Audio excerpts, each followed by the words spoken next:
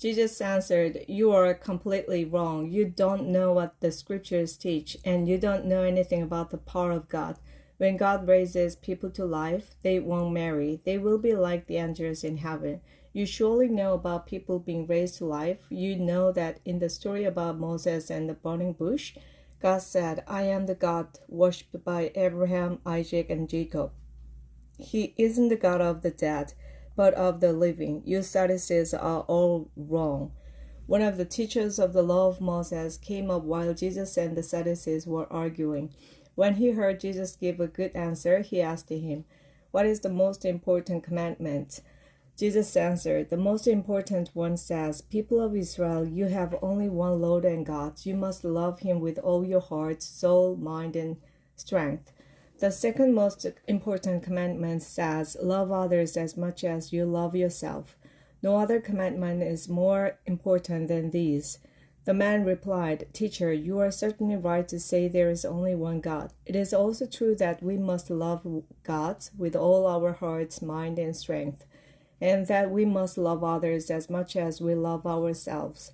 These commandments are more important than all the sacrifices and offerings that we could possibly make." When Jesus saw that the man had given a sensible answer, he told him, "You are not far from God's kingdom." After this, no one dared ask Jesus any more questions.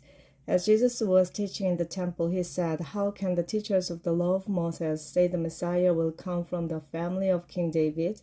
The Holy Spirit led David to say, 'The Lord said to my Lord, sit at my right side until I make your enemies into a footstool for you.'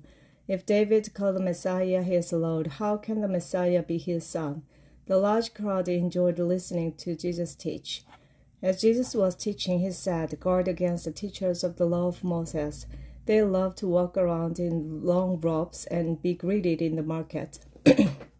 They like the front seat in the synagogues and the best seats at banquets.